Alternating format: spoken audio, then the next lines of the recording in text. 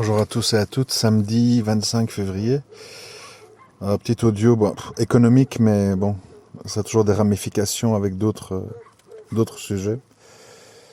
Donc, moi je remarque un petit peu quand je parle avec diverses personnes qu'il y a une très très grande incompréhension, mais c'est normal parce que on n'explique ça à personne, ni à l'école, ni en dehors, donc c'est normal qu'il y ait une méconnaissance sur tout ce qui a trait, on va dire, à l'argent, en termes général. Alors, l'incompréhension, elle réside dans le fait que les gens pensent encore que l'argent, les profits, enfin tout ça, c'est relié à travailler dur. Moi, je ne remets pas du tout en question les vertus du travail. Il est certain que nous avons deux mains, deux pieds, un cerveau, des muscles pour que ça serve à quelque chose. Donc, le travail est certainement une nécessité, travail physique, travail intellectuel, etc., etc.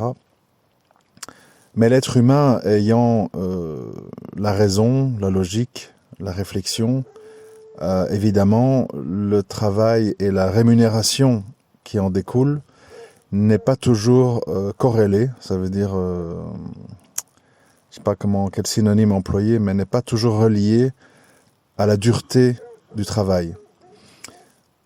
On peut le vivre comme une injustice ou comme quelque chose à combattre ou le prendre comme un fait accompli. Moi, je fais partie des gens qui le prennent comme un fait accompli. Pourquoi ?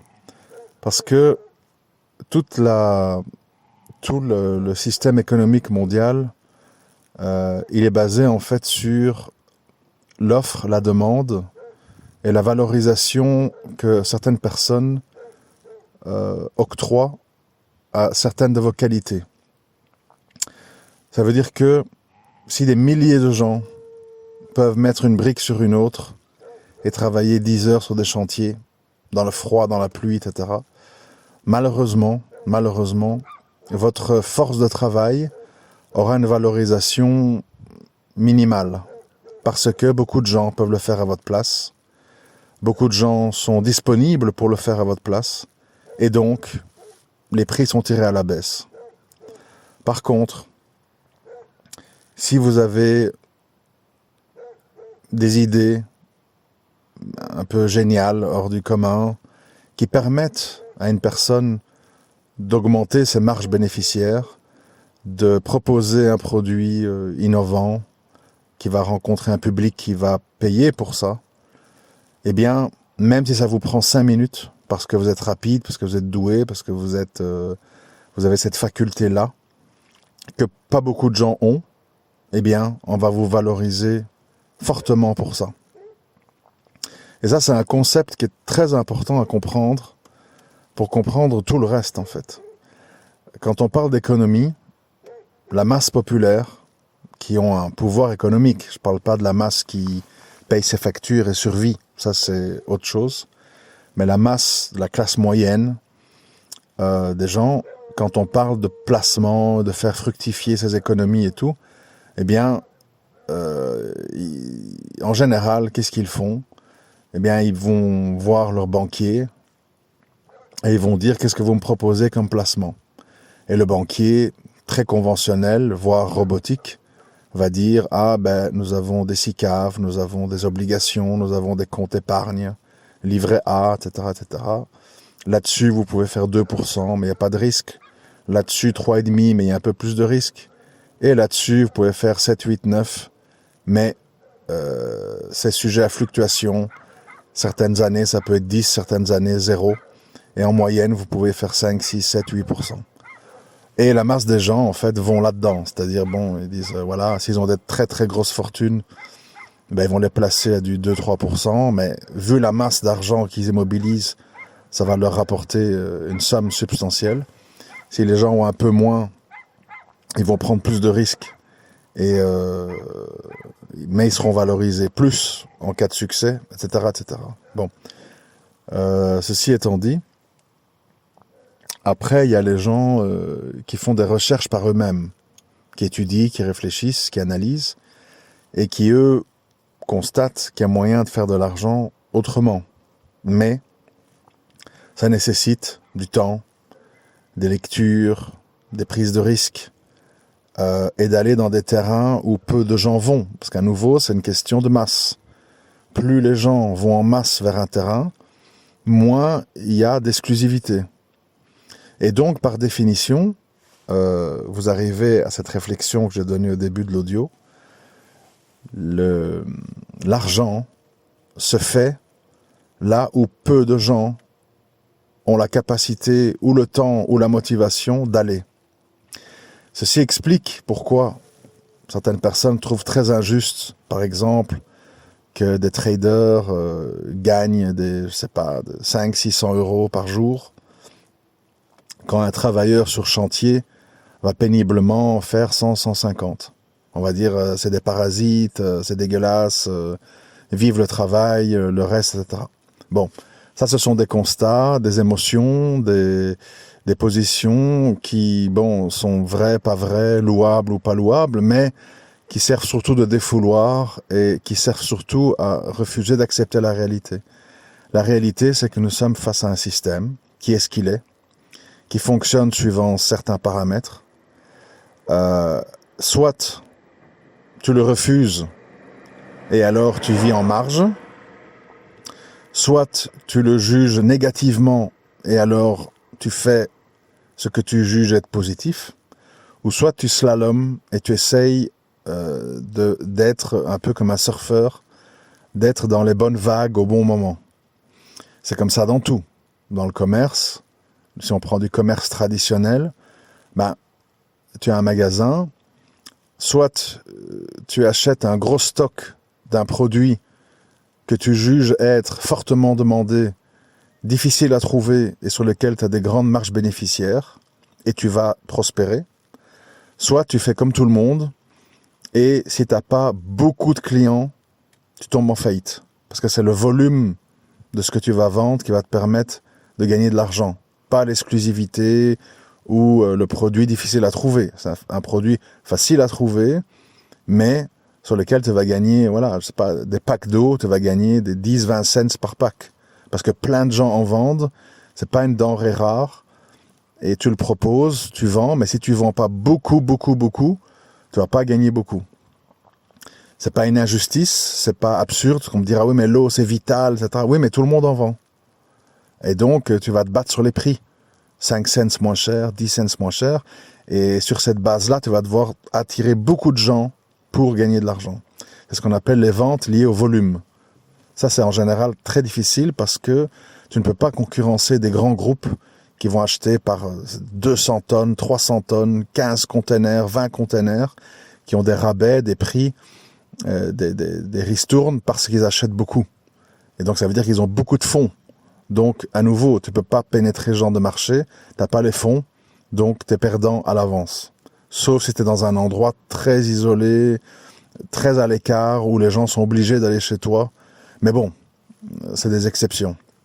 Donc, par déduction, logique et comment je veux dire, intellectuelle, quoi, tu arrives à la conclusion que pour prospérer sans faire du volume, tu dois avoir des exclusivités, tu dois vendre quelque chose d'hors du commun, tu dois proposer quelque chose pas facile à trouver, et avec une partie de la population qui demande ça.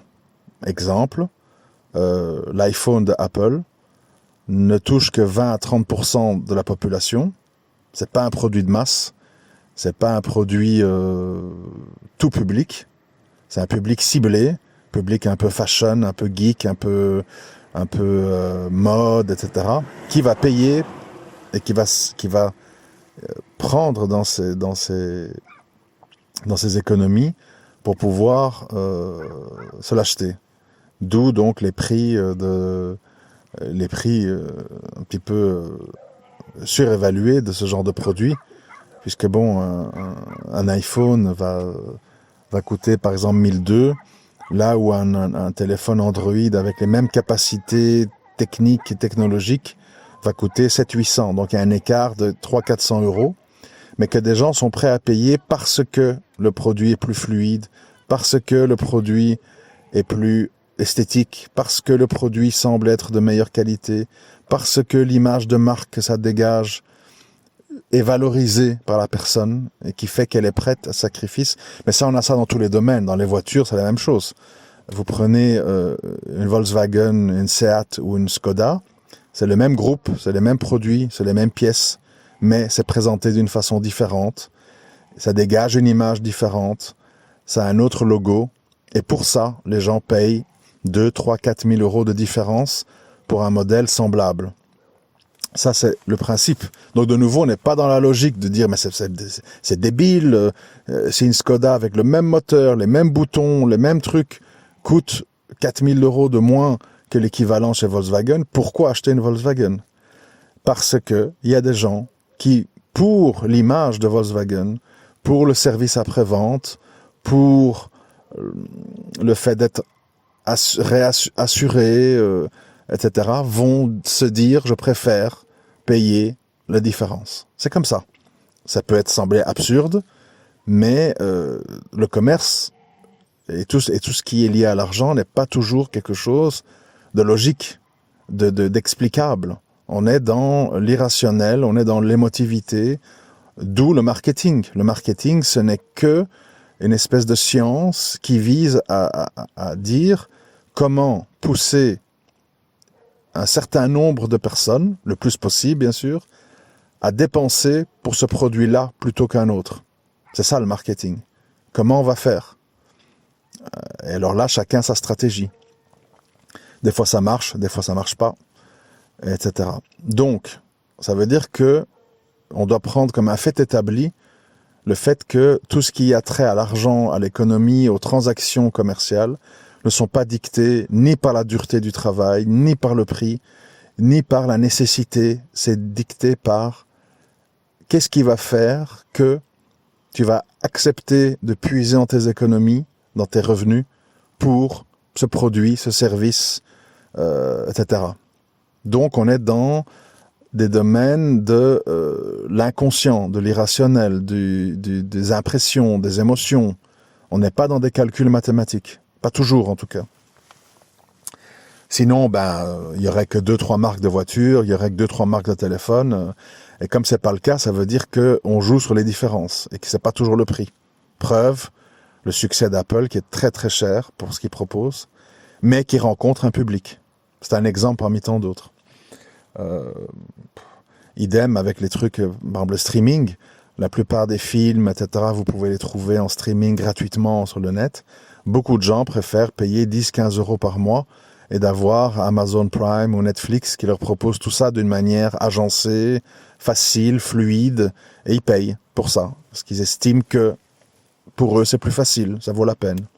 Et c'est comme ça pour tout le reste, en fait. Bon. Donc, maintenant on arrive au cœur de ce que je voulais essayer d'expliquer. Ça signifie que, à un moment donné, si on prend maintenant vraiment les investissements, et pas juste le commerce, les investissements, c'est, voilà, le système, il fait que des sociétés sont cotées en bourse. Et suivant la période, suivant la situation économique, une action Tesla vaut 100 $, 200, 300, 400, et puis revient à 200, 100. C'est dans les variations. Alors, les gens ils vont appeler ça spéculation. Non, c'est l'offre et la demande. C'est-à-dire à partir du moment où beaucoup de gens veulent acheter une action Tesla, eh bien, ils doivent monter les prix pour pouvoir l'acheter parce qu'il y a beaucoup de gens qui le veulent. Quand beaucoup de gens veulent les vendre parce qu'ils estiment que ça va aller mal, la situation économique va être morose pour les voitures électriques pendant longtemps, eh bien, les prix dégringolent. C'est de la logique pure, c'est pas très abstrait comme raisonnement. Et alors évidemment, le système étant ultra perfectionné, ultra pointu, il se fait que maintenant, au-delà de l'offre et la demande, il y a ce qu'on appelle des manipulations, qui ne sont pas illégales, mais qui existent. C'est-à-dire que des faiseurs de marché décident, à un moment donné, de vendre des actions sur le marché qui n'existent pas. Pourquoi? Parce qu'ils estiment que d'ici quelque temps, l'action va valoir beaucoup moins cher. Et donc, ils vendent des actions qui n'existent pas aujourd'hui dans le projet de les racheter dans 1 mois, 2 mois, 3 mois, 4 mois, beaucoup moins cher, et de pouvoir les donner en gagnant sur la différence. Exemple, je vends 1000 actions Tesla à $200. Ça veut dire que j'encaisse $200 000, 200 fois 1000, parce que, et ces actions n'existent pas, je précise, je ne les ai pas, parce que j'estime que d'ici à 1 mois, l'action Tesla vaudra 150, et qu'à ce moment-là, si je les achète, eh bien ça va me coûter $150 000.